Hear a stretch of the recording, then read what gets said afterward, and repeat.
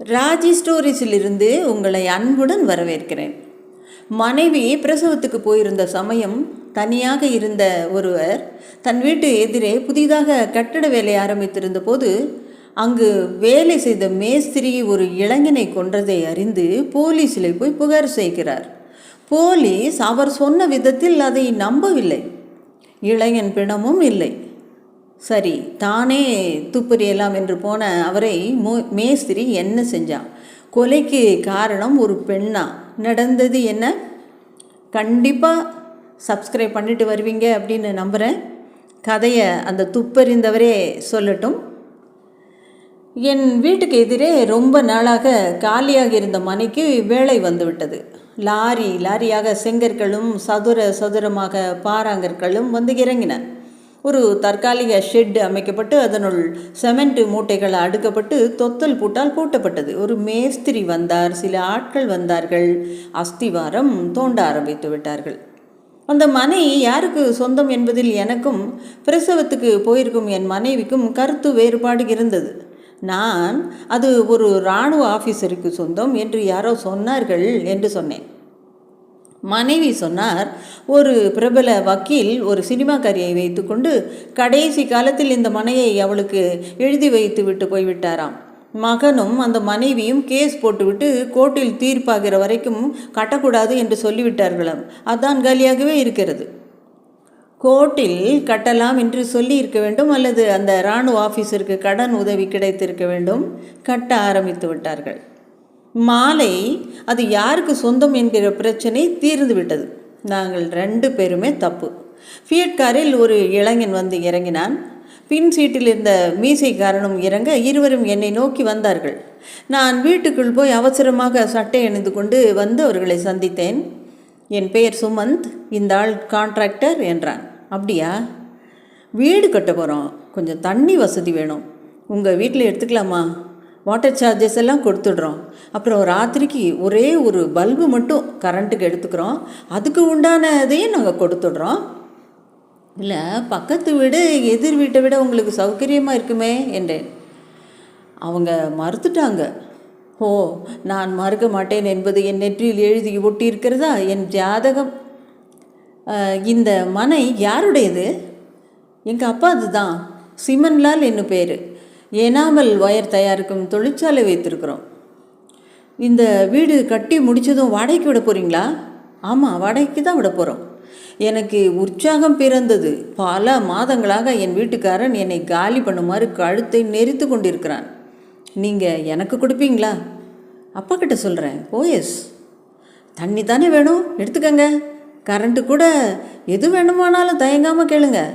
என் வீட்டு ஷெட்டை கூட நீங்கள் செமெண்ட் அடுக்கிக்க பயன்படுத்திக்கலாம். தற்போது காலியாக தான் இருக்குது. தேங்க்ஸ் என்றான்.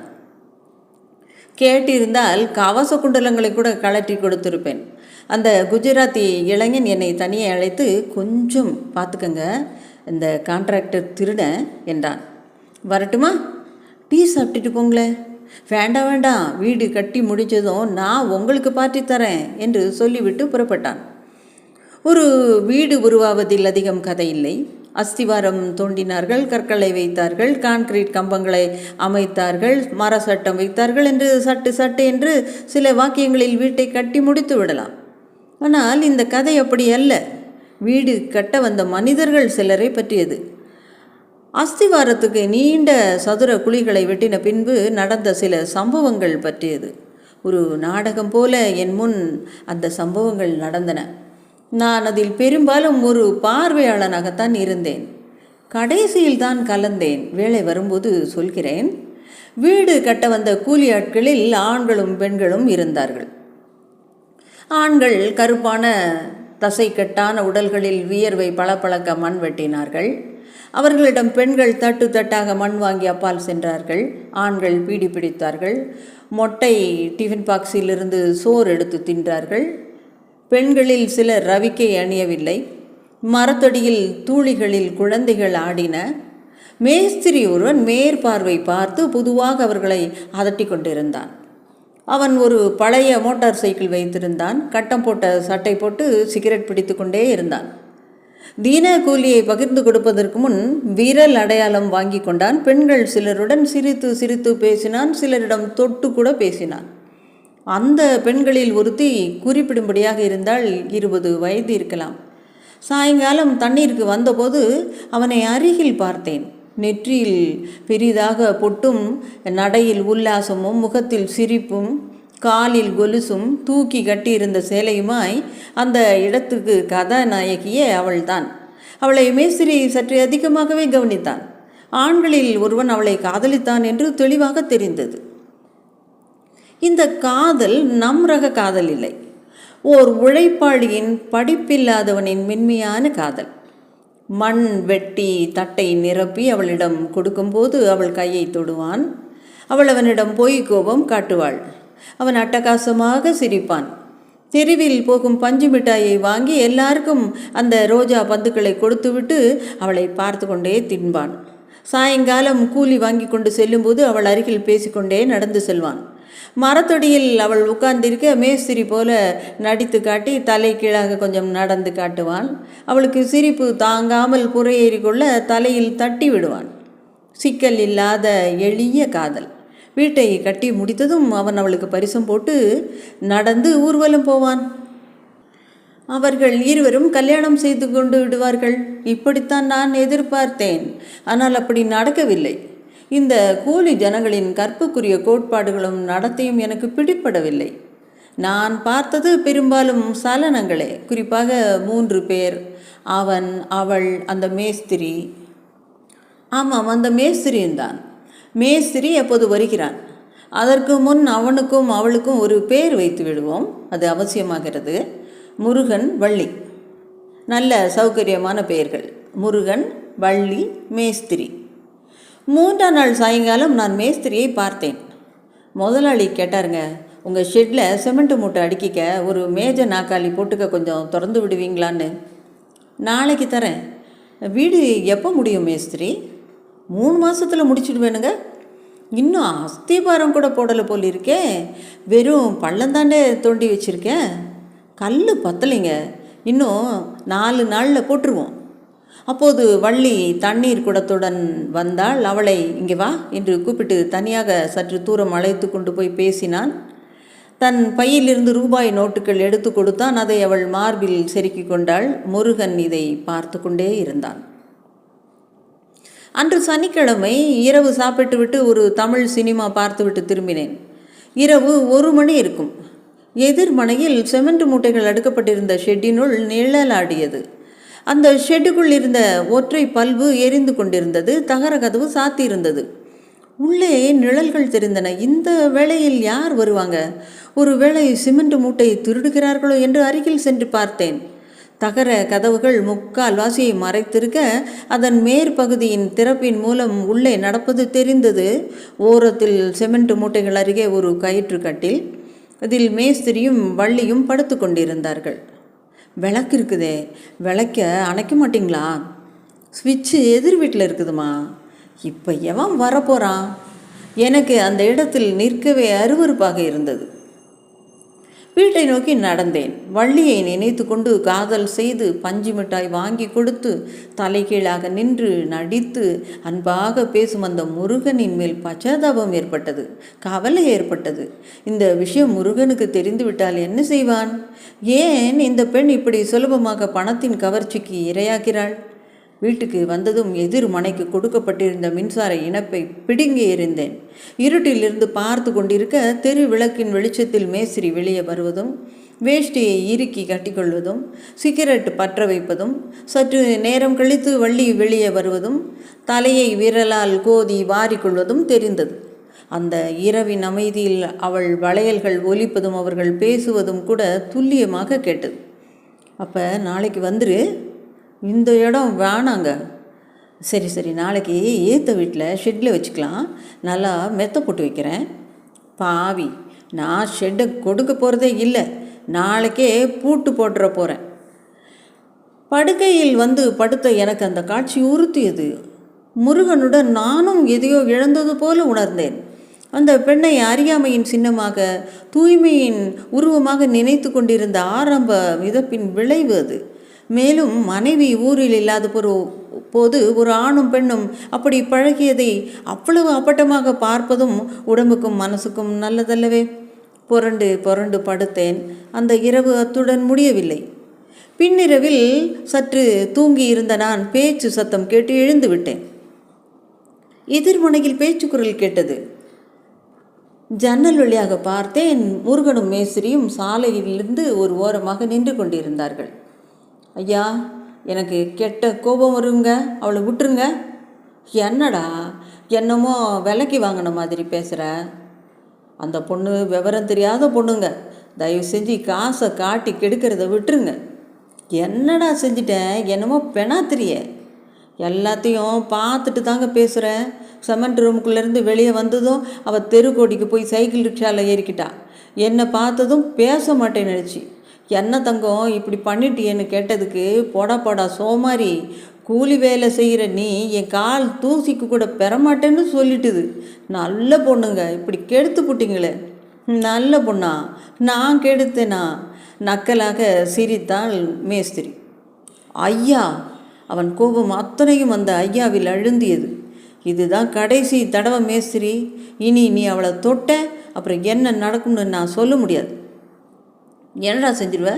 நான் காசு தரேன், தன்னாலே வாரா. நீ போய் அவளை திருத்து. ஆமாம், நாளையிலேருந்து நீ கூலி வேலைக்கு வர வேண்டாம். ஏய், என்னடா, என்ன தைரியம் இருந்தால் என் சட்டையை பிடிப்ப? வெட்டி போட்டுருவேன், வெட்டி. ஏய் மேஸ்திரி, இன்னைக்கு ராத்திரிக்குள்ளே உன்னை தீர்த்து போடுறேன்டா.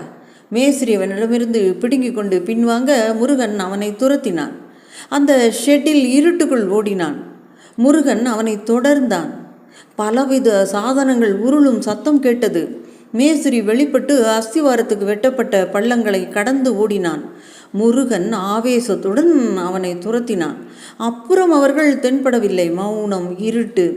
சற்று நேரம் என்ன செய்வதென்று புரியாமல் ஸ்தம்பித்து நின்றேன். இருட்டில் என்ன நடக்கிறது என்று தெரியவில்லை. மண் மேடு மறைத்தது. சத்தமே இல்லை. தாண்டி பின்பக்கம் ஓடியிருப்பார்களோ? இந்த மானுஷ்ய மௌனத்தில் பொறாமை, மிருகத்தனம், ஏன் மரணம் கூட இருந்ததா? என்ன செய்வது? போய் பார்க்க சற்று அச்சமாக இருந்தது. இருந்தும் சும்மா இருக்க தோன்றவில்லை. வீட்டை விட்டு வெளியே வந்து வாயில் கதவை தாளிட்டு விட்டு அங்கே சென்றேன். அருகில் செல்ல செல்ல என் நடை தயங்கியது. ஆள் நடமாட்டம் எதுவுமே இல்லை. மேஸ்திரி, மேஸ்திரி! மண்மேட்டின் பின் நடமாட்டம் தெரிந்தது. மேஸ்திரி தென்பட்டான். அவனுக்கு மூச்சு இறைத்தது. கையில் கடப்பாரை வைத்திருந்தான். யாரு என்றான். அவன் குரலில் பயம் இருந்தது. என்னையா இங்கே கலாட்டா? யார், ஐயாங்களா? கடப்பாரையை கீழே போட்டான். என்ன ஒரே சத்தம், தூங்க விடாமல்? ஒன்றும் இல்லைங்க, ஒரு கூலி ஆள் வந்து தகராறு பண்ணான். என்ன தகராறு? ஐயோ, அதெல்லாம் உங்களுக்கு வேணாங்க, பொம்பளைங்க விஷயம். எங்களுக்குள்ளே ஏகப்பட்டது இருக்கும். இப்போ அவன் எங்கே?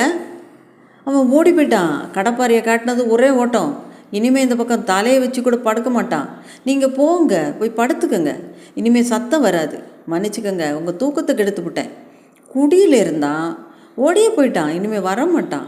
நீங்கள் போய் படுத்துக்கங்க, காலையில் விவரமாக சொல்கிறேன். மேஸ்திரியின் கை விரல்கள் நடுங்கி கொண்டிருந்தன. சிகரெட்டை புசு புசு என்று ஊதி பாழாக்கி கொண்டிருந்தான். நான் திரும்ப வீட்டுக்கு வந்து கதவை சாத்தும் முறை அங்கே நின்று கொண்டிருந்தான். கதவை மூடியதும் ஜன்னல் வழியாக பார்த்தேன். மேஸ்திரி மண்மேட்டை கடந்து இருட்டில் மறைந்தான். அந்த இருட்டில் என்ன நடந்தது, என்ன நடக்கிறது, ஒன்றுமே புரியலை. சற்று நேரம் நின்றுவிட்டு திரும்ப படுத்தேன். காலையில் எழுந்திருக்க நேரமாகிவிட்டது. எழுந்ததும் எதிரே பார்த்தேன். மிகவும் மும்முரமாக வேலை நடந்து கொண்டிருந்தது.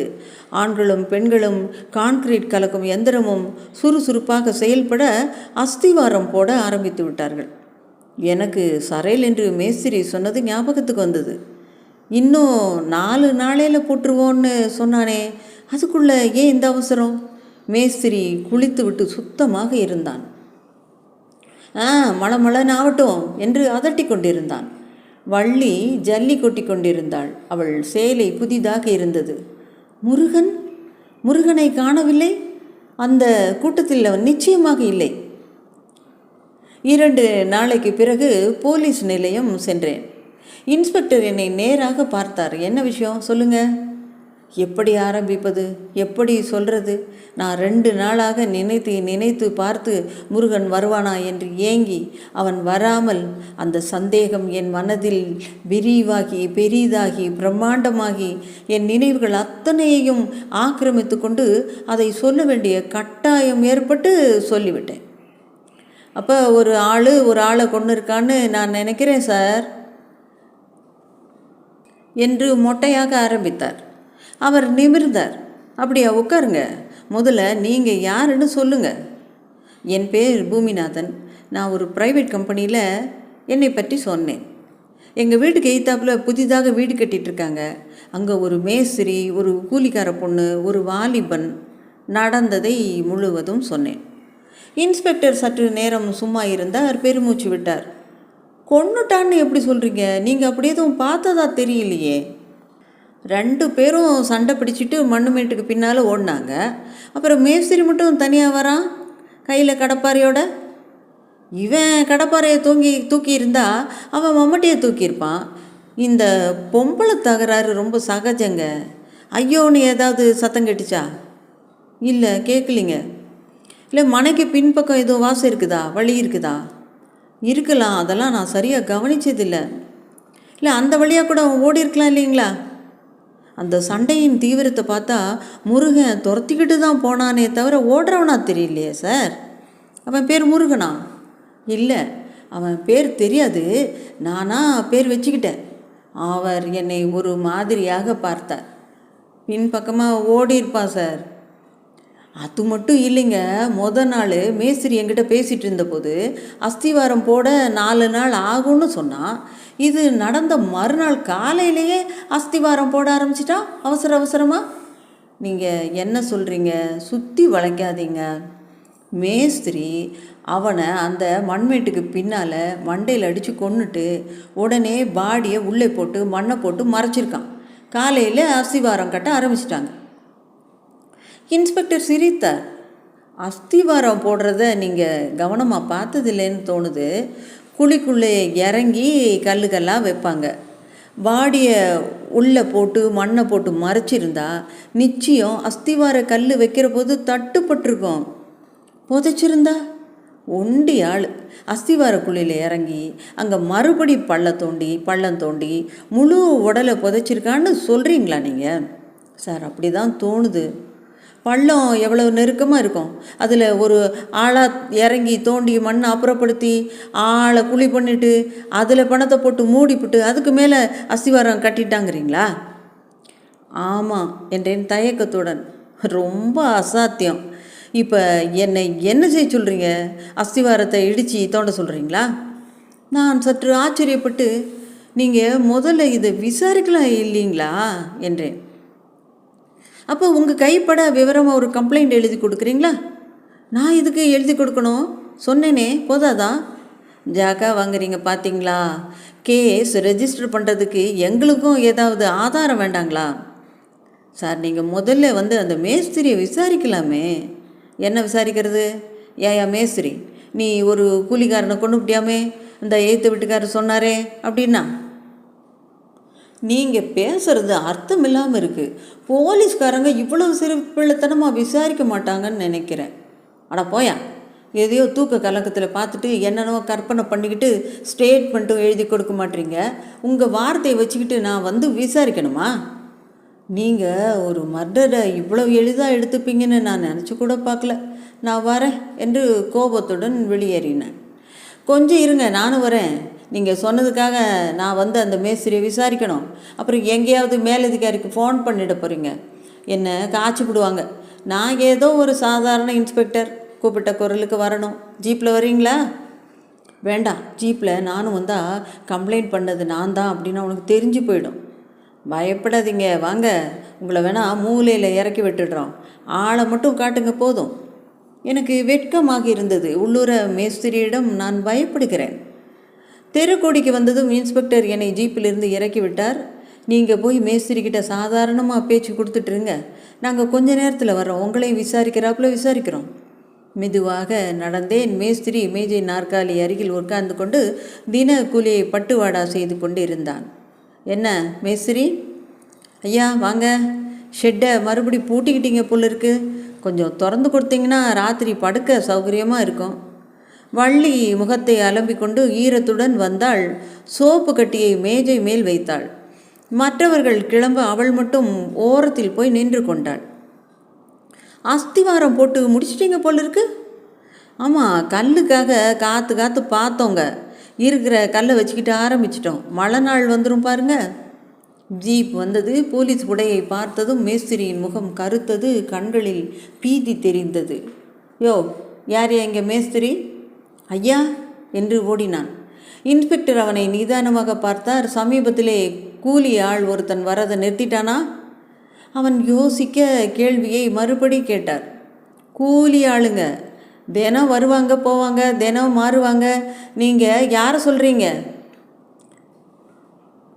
பதட்டத்தோடு பேசினான். நான் அந்த பொண்ணு கூட ஒருத்தன் தினம் தினம் சிரித்து பேசிகிட்டு இருப்பானே, அவனை கொஞ்ச நாளாக காணலையே. அவனை சொல்கிறார் போல இருக்கு. இங்கே வாமா என்றார் இன்ஸ்பெக்டர். அவள் பயம் இல்லாமல் அசைந்து நடந்து வந்தாள். என்னங்க என்றாள். அந்த ஆள் எங்க? நீங்கள் எந்த ஆளை சொல்கிறீங்க? அண்ணே, அவங்க தங்கராசுவை கேட்குறாங்க போல இருக்கு என்றாள் வள்ளி. தங்கராசுவா? அவன் உங்ககிட்ட பழகிட்டு இருந்தானா?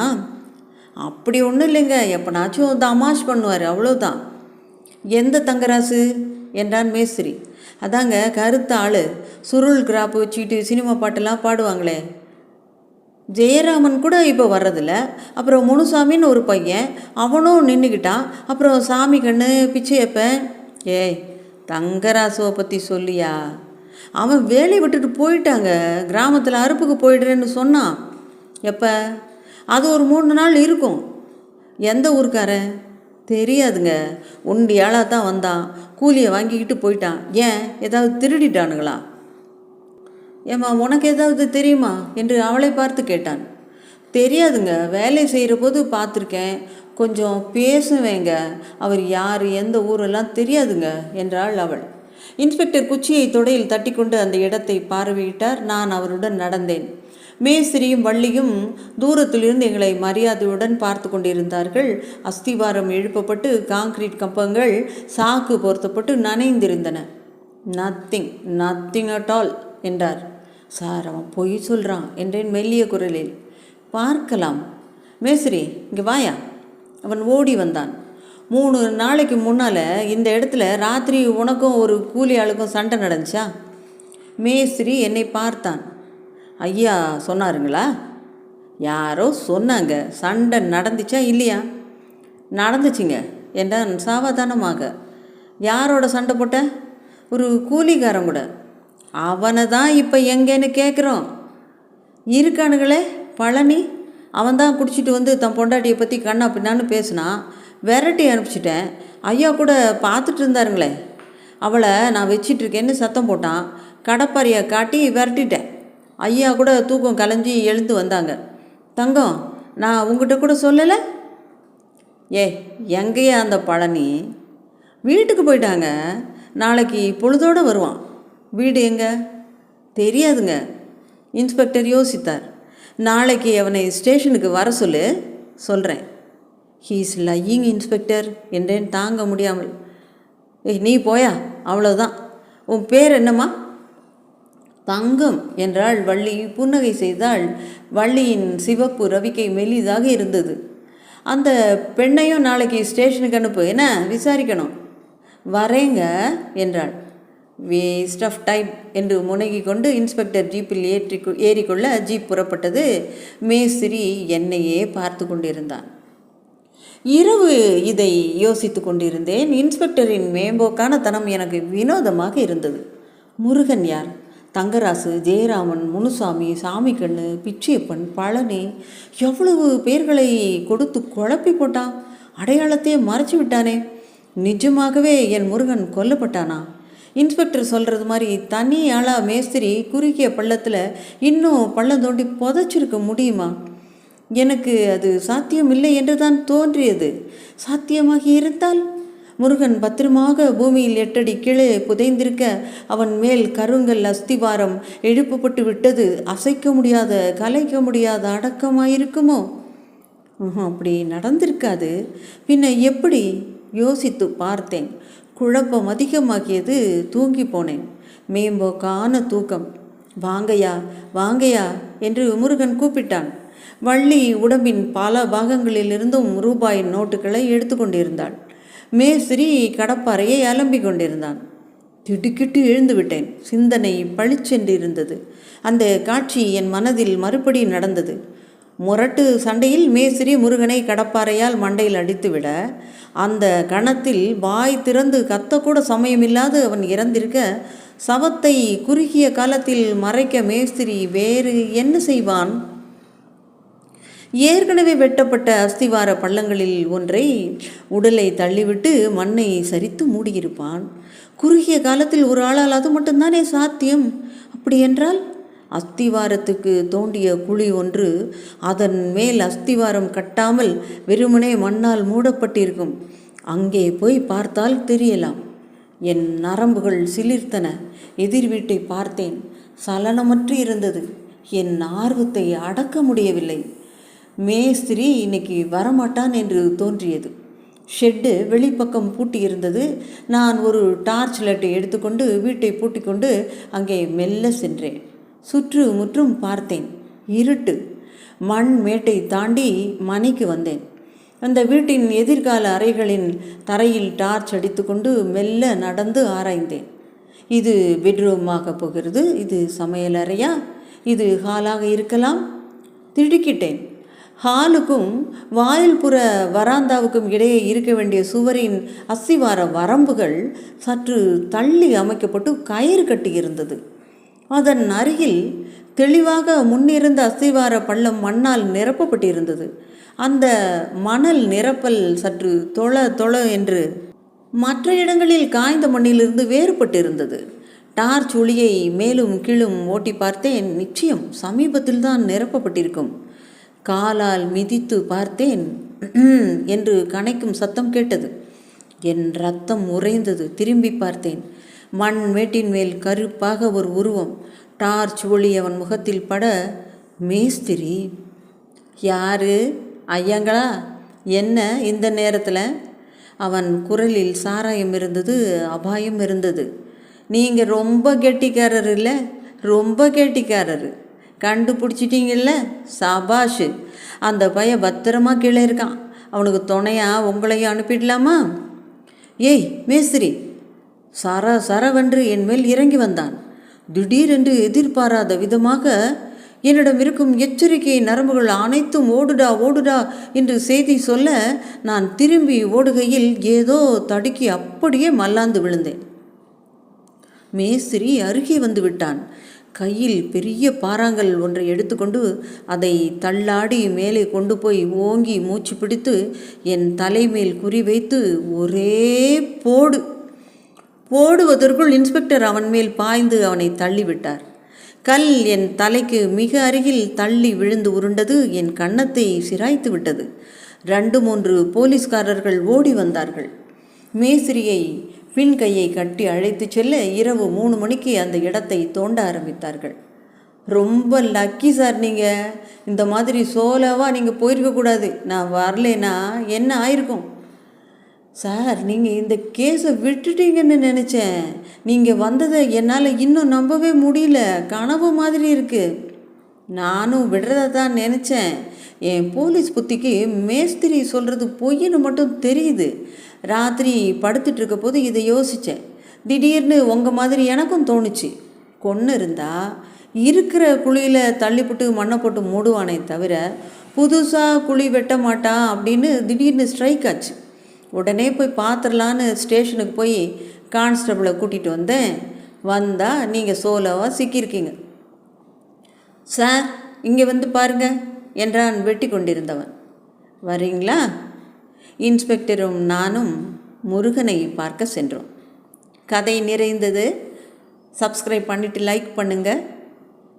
ராஜி ஸ்டோரிஸிலிருந்து உங்கள் நான். நன்றி.